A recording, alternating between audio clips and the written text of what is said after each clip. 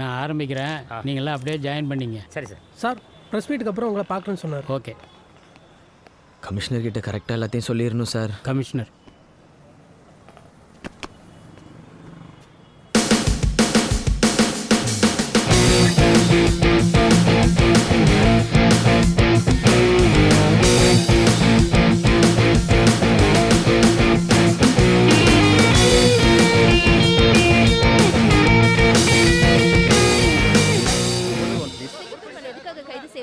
இந்த பிளாஸ்டுக்கு யார் காரணம் சார்? இந்த கேஸில் இன்னும் விசாரணை முடியல. ஒரு ஸ்பெஷல் டீம் ஃபுல் ஸ்விங்கோட இந்த கேஸை விசாரிச்சுட்டு இருக்காங்க.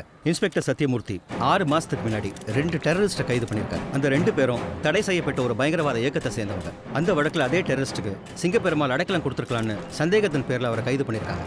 இந்த பாம் பிளாஸ்ட் அந்த இயக்கத்தோட வேலையாக தான் இருக்கும்னு நாங்கள் யூகிக்கிறோம். சிட்டி போலீஸோட ஹையஸ்ட் அத்தாரிட்டி கமிஷனர். அவரை மீறி நம்ம என்ன செய்ய முடியும்? அப்படியே செஞ்சாலும் அவங்க அப்பனுக்கு வச்சா மத்திய ஒரு பிண்டம், அதே மாதிரி நமக்கு வைப்பா அந்த துறை. இப்போ பிரச்சனையே நம்மகிட்ட இருக்க ஆதாரம் எதுவுமே துறை தான் இதை செஞ்சான்னு இல்லை. இருந்தா மட்டும் என்ன பண்ணிடுவா? கமிஷனர் அவன் பக்கம் இருக்காரு. கமிஷனர் அவன் பக்கம் இருந்தா என்ன? மீடியா இருக்கு, கோர்ட் இருக்கு, நேர்மையான ஜட்ஜஸ் இருக்காங்க. துறைக்கு எதிராக சாலிடா ஒரு எவிடன்ஸ் இருந்தால் போதும், அவனை தூக்கிடலான்னு. மதி, நீ என்ன வேணா செய், யாரை வேணா அரெஸ்ட் பண்ணு. சார்ஜ் ஷீட்டில் நான் கையெழுத்து போடுறேன். எஃப்ஐஆர் சார்ஜ் ஷீட்லாம் வேலைக்கு ஆகாது சார். அதிகாரம் முழுசாக நம்ம கையில் இல்லாதப்போ சில நல்ல விஷயங்களை கூட கெட்ட வழியில் தான் செய்ய வேண்டியிருக்கும். ஓ, இல்லீகலாக பண்ண போறீங்க. தம்பி, நம்மளாம் அண்ணன் தம்பியாக பழகிட்டு இருக்கோம். சில நேரத்தில் வயசு வித்தியாசம் இல்லாமல் வாயா போயான்னு சொல்லுவோம் பத்தியா? அதை கூட நான் பெருசாக எடுத்துக்கல. அதுக்காக இந்த விஷயத்தில் என்ன உள்ளே இருக்கக்கூடாது. நானும் சராசரி மனுஷன் தானே, எனக்கும் குடும்பம் குழந்தைலாம் இருக்குல்ல. இதுக்கு என்னால் ஒத்துழைப்பு தர முடியாது, தரவும் மாட்டேன்.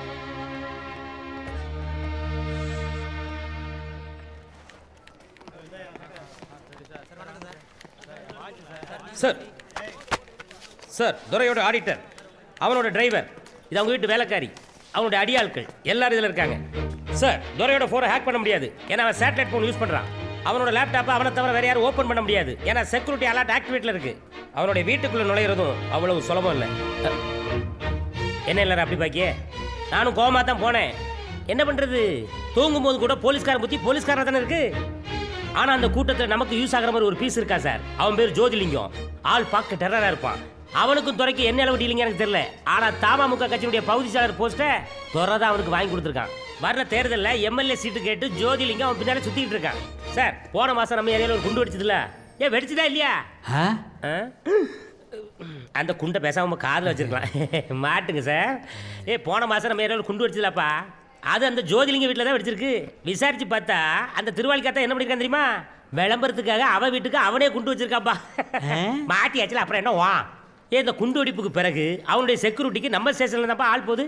ஆக நமக்கு இருக்கிற ஒரே வழி இந்த ஜிம்பாய் ஜோதிலிங்கம் தான். துரையை பத்திர எல்லா எவிடன்ஸும் நமக்கு கிடைக்கணும்னா இவனை சீரியஸாக ஃபாலோ பண்ணணும். இவனே சீரியஸான மாதிரி தான் இருக்கான். இவன் எதுக்கு சீரியஸாக ஃபாலோ பண்ணணும்? பிறவனுச்சியே இவனுக்கு நம்ம வழி தானே கரெக்டு.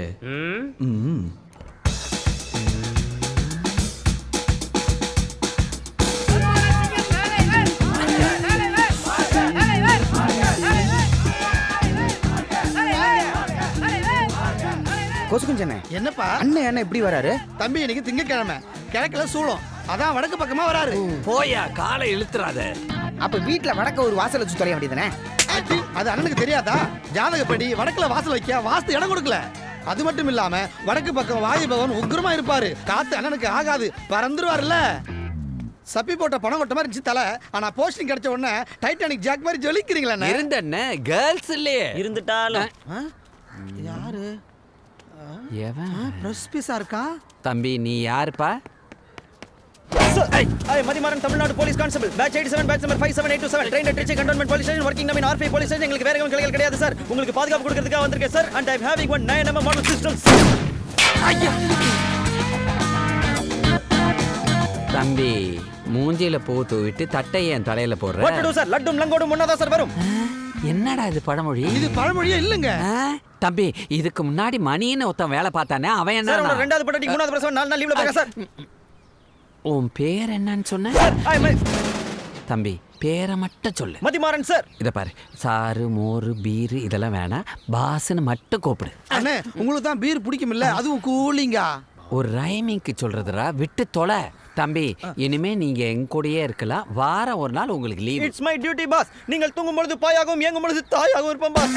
என்னடா இந்த பழமொழி நல்லா இருக்கு. இதுவும் பழமொழி இல்ல, ப்ரோகிராம் சொல்லுங்க போலாம். தம்பி, வாரம் ஒரு தடவை இம்பார்ட்டன்ட் பர்சனை மீட் பண்ணோம். அவர் பேர் துரை. வாயும் கூட.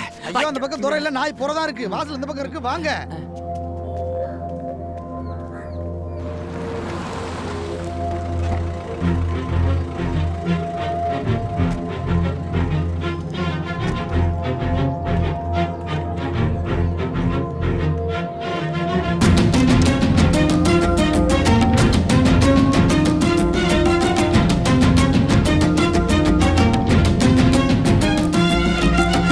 வணக்கம். அண்ணே வணக்கண்ணே. நம்ம பையன்தான் காடு. எல்லைன்னா எண்ணெயா இருப்பா, கல்லுன்னா சிலையா இருப்பா. ஆமா, புல்லுன்னா புண்ணாக்கா நிப்பான். நீ மூடிட்டு நில்லு. ஐயா போலாங்களா? அதாங்க.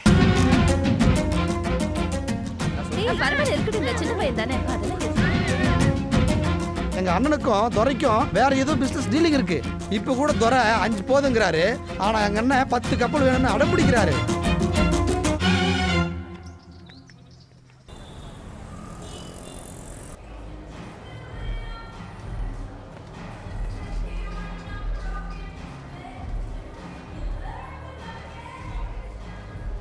பொண்ணுங்க ஆளை மாற்றிட்டுலாம் போக மாட்டோம், வெயிட் பண்ணுவோம்.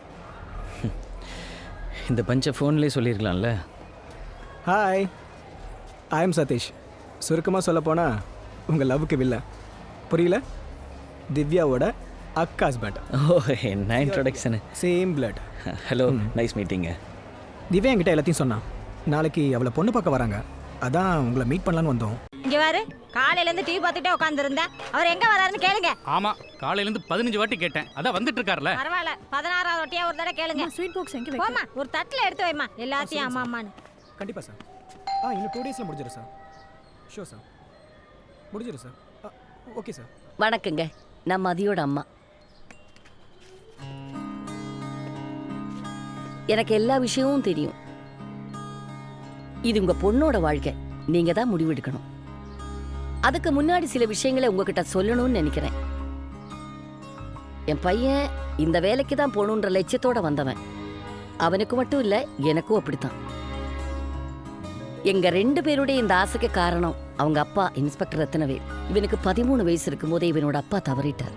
இன்ஸ்பெக்டரா ப்ரமோட் ஆன 6வது நாளே அந்த ஏரியாவில் ஒரு ஃபயர் ஆக்சிடென்ட்.